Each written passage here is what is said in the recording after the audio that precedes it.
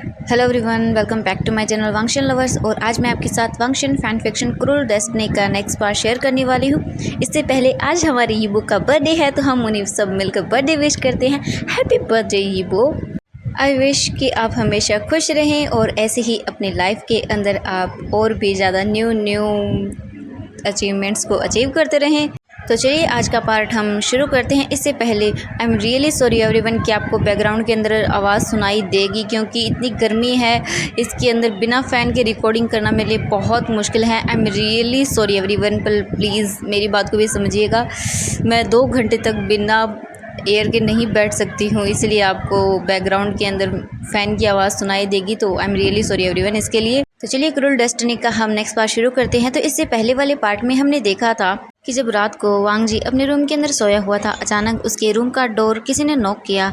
वांग जी जल्दी से डोर को ओपन करता है तो वो देखता है कि वे यिंग वहाँ डोर पर खड़ा हुआ था। जैसे ही वे यिंग को वांग जी वहाँ डोर पर देखता है, वो कुछ नहीं बोलता। वे यिंग जल्दी से रूम के अंदर आ जाता है और वो वांग जी के बेड पर चला जाता है और वो वांग जी की ओर देखते हुए बोलता है कि आज वो उसी के रूम के अंदर सोएगा। वांग जी भी उसे कुछ नहीं बोलता, वो बेड के एक साइड के अंदर आकर सो जाता है। लेकिन यिंग को बिल्कुल भी नींद नहीं आ रही थी। वे यिंग वांग जी के फेस की ओर ही देख रहा था। अचानक से वे यिंग को न जाने क्या होता है और उसने वांग जी से बोल दिया कि वो वांग जी को किस करना चाहता है। जैसे ही वांग जी ने ये सुना कि वे यिंग उसे किस करना चाहता है, वांग जी की हार्ट बीट अचानक से फास्ट हो गई।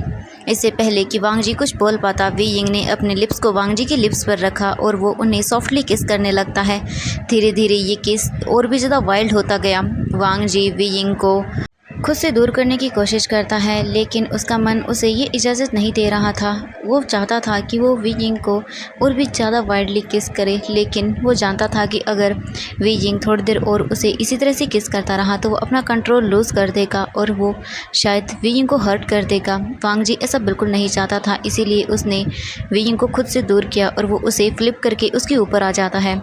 वांग जी वे यिंग की आइज़ में देखते हुए उसकी ओर बोलता है, वे यिंग तुम जानते हो तुम क्या कर रहे हो?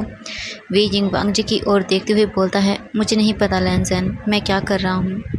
ये सुनते ही वांग जी वे यिंग को छोड़ देता है और वो उसे हग करते हुए बोलता है, अब सो जाओ।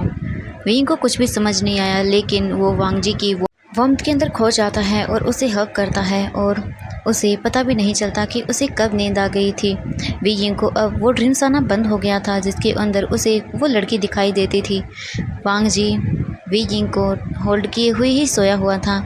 उसे बिल्कुल भी नींद नहीं आ रही थी। जब भी वो अपने आइज़ को वे यिंग की ओर करता था, उसे वे यिंग का वो प्यारा सा फेस नज़र आता था और वो अपने आप को कंट्रोल करने की कोशिश करता था।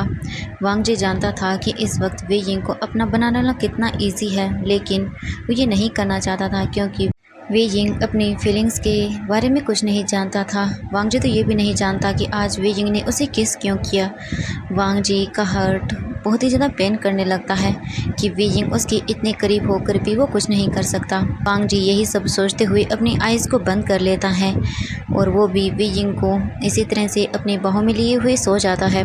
अब मॉर्निंग के 5 बज गए थे। वांग जी की आंखें खुलती हैं। जैसे ही वांग जी अपनी आइज़ को ओपन करता है, वो वे यिंग को अपनी बाहों में सोए हुए देखता है, जो कि सोते हुए बहुत क्यूट लग रहा था। वांग जी की नज़रें वे यिंग से हटी नहीं रही थी। 5 बज चुके थे, लेकिन वांग जी आज अपने बेड से खड़ा होना नहीं चाहता था, क्योंकि वांग जी वे यिंग को इसी तरह से कुछ देर और सोने देना चाहता था। उसे नहीं पता कि कब उसे दोबारा इस तरह से वे यिंग को इतने करीब से देखने का मौका मिलेगा भी या नहीं। वांग जी वे यिंग के फेस को ही देखने लगता है। वांग जी धीरे धीरे वे यिंग को बेड पर अच्छे से लेटा देता है और वो उसके फेस पर अपने एक हाथ को रखता है और वो उसके फेस को सहलाने लगता है। वांग जी को पता भी नहीं चलता कि कब वांग जी ने अपने लिप्स को वे यिंग के लिप्स पर रख दिया और वो उसके लिप्स पर एक सॉफ्ट किस करता है। वांग जी इससे पहले कि वे यिंग को और भी ज़्यादा किस करने लगता, वो अपने होश के अंदर वापस आ जाता है और उसे याद आता है कि वो क्या करने जा रहा था। वांग जी वे यिंग से थोड़ा सा दूर हो जाता है, लेकिन वे यिंग वांग जी को फिर से अपनी ओर करता है और उसे हग करते हुए आराम से सो जाता है। वे यिंग वांग जी की बाहों में सोते हुए उसे बहुत अच्छा लग रहा था। एक पल के लिए वांग जी को ऐसे लगा जैसे ये पल यहीं रुक जाए और वो हमेशा वीजिंग को इसी तरह से होल्ड किए हुए रखे। वो पूरी लाइफ अपनी वीजिंग को इसी तरह से होल्ड किए हुए बिता सकता है। लेकिन कुछ देर के बाद ही वीजिंग धीरे धीरे अपनी आइज़ को ओपन करने लगता है। अब 7 बज चुके थे। वीजिंग जैसे ही अपनी आइज़ को ओपन करता है तो वो वांग जी को अपने सामने सोया हुआ देखता है। वांग जी की आंखें वीजिंग की आईज से मिलती हैं। वीजिंग अपने फेस को साइड कर लेता है क्योंकि उसे याद आता है कि उसने किस तरह से रात को वांग जी को किस किया था। वीजिंग को जैसे ही ये याद आता है वो जल्दी से वांग जी से दूर हो जाता है और बेड के एक साइड पर बैठ जाता है।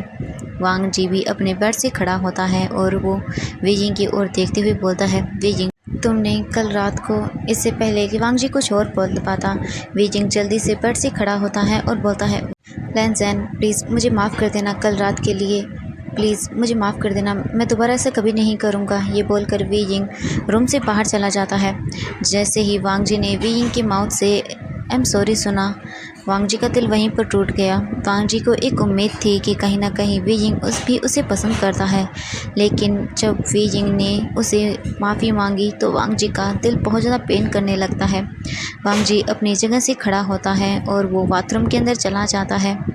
वांग जी शावर लेकर बाथरूम से बाहर आता है और वो अपनी क्लासेस के लिए चला जाता है।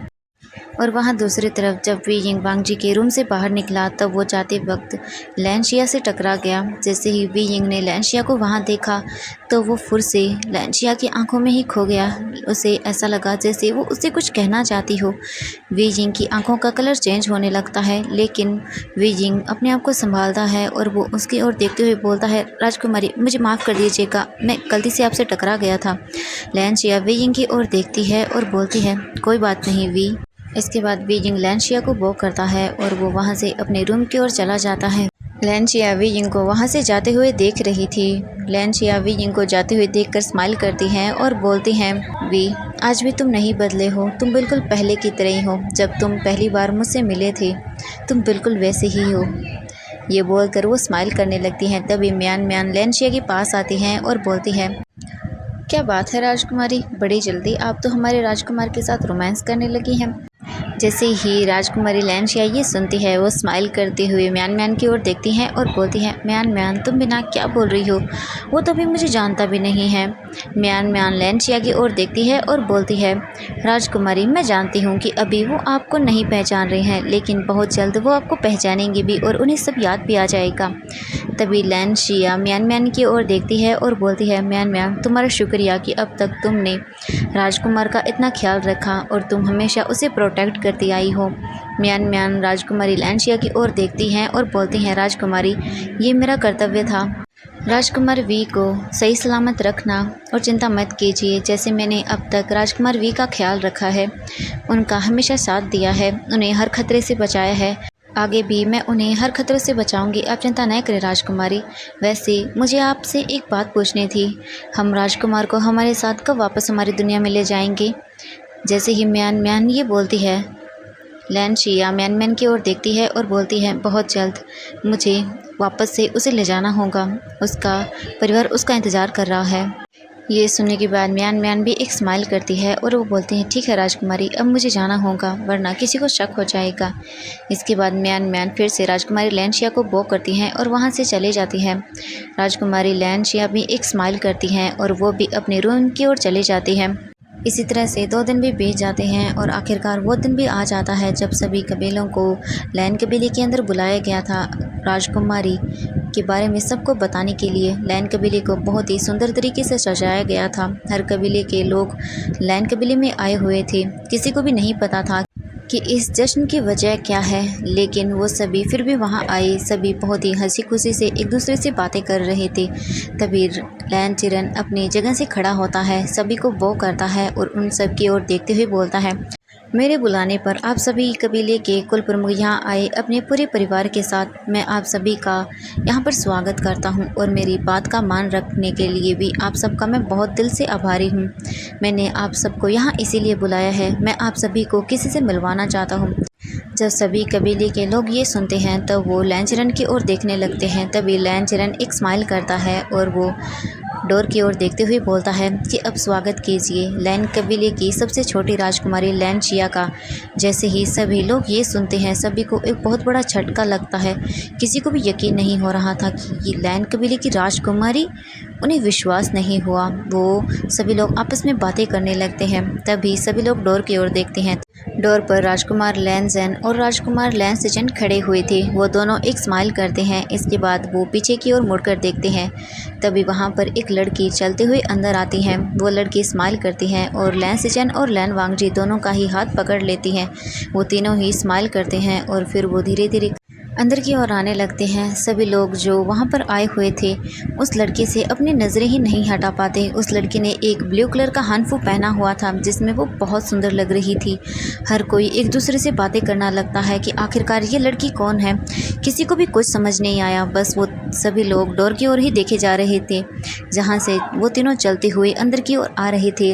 राजकुमार वांगजी, राजकुमार लैन सिचन और राजकुमारी लैन शिया तीनों ही हॉल के बीचों बीच आकर खड़े हो जाते हैं। वो तीनों सभी को बो करते हैं और इसके बाद फिर वो अपनी जगह जाकर बैठ जाते हैं। सभी लोग लैन चिरेन की ओर ही देखने लगते हैं। लैन चिरेन एक स्माइल करता है और बोलता है, जिसको अभी आप देख रहे हैं वो राजकुमारी लैन शिया है, लैन कबीले की सबसे छोटी राजकुमारी। जैसे ही सब लोग ये सुनते हैं उन्हें एक बहुत बड़ा ही सदमा लग जाता है। लैन चिरन उन सभी के फेस पर उड़े हुए रंग को देखकर ये समझ गया था कि किसी को कुछ समझ नहीं आ रहा। इसके बाद लैन चिरन एक स्माइल करता है और सबकी ओर देखते हुए बोलता है, राजकुमारी लैन शिया बचपन से ही एक बीमारी से पीड़ित थी जिस वजह से हमने किसी को भी उसके बारे में नहीं बताया था। जब से राजकुमारी लैन शिया का जन्म हुआ वो हमसे बातें तो करती थी लेकिन वो अपनी आंखें नहीं खोलती थी। हमें इसके लेकर कुछ भी पता नहीं था कि कब राजकुमारी लैन शिया ठीक होंगी, तो हमने किसी को भी इस बारे में बताना सही नहीं समझा। लेकिन आज राजकुमारी लैन शिया आप सबके सामने है और वो बिल्कुल सही सलामत है, तो हमने आप सभी को हमारी इस खुशी में शामिल होने के लिए बुलाया है। तो आप सभी इस जश्न का आनंद लीजिए।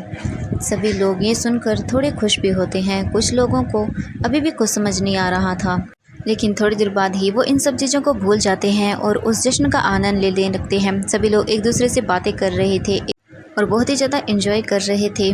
वांगजी की नज़रें जैसे ही वी यिंग पर जाती हैं वो वी यिंग को ही देखने लगता है। वी यिंग आज वाइट कपड़ों में बहुत ही सुंदर लग रहा था। वांगजी बस वी यिंग को ही देखे जा रहा था। तभी वांगजी की नज़रें लैन शिया पर जाती हैं। जैसे ही वांगजी लैन शिया की ओर देखता है तब वो देखता है कि लैन शिया वी यिंग को देख रही थी। वांगजी को ये बहुत अजीब लगा, लेकिन फिर उसने सोचा कि शायद उसका वहम है, लैन शिया हो सकता है किसी और चीज़ को देख रही हो। फिर थोड़ी देर के बाद वांगजी भी इस चीज़ को भूल गया, लेकिन वांगजी की नज़रें फिर से लैन शिया की ओर जाती हैं। वो अभी भी वी यिंग को ही देख रही थी और वो भी घूर घूर के और बहुत ही ज़्यादा स्माइल कर रही थी। अब वांगजी को ये चीज़ें बहुत अजीब लगने लगती हैं।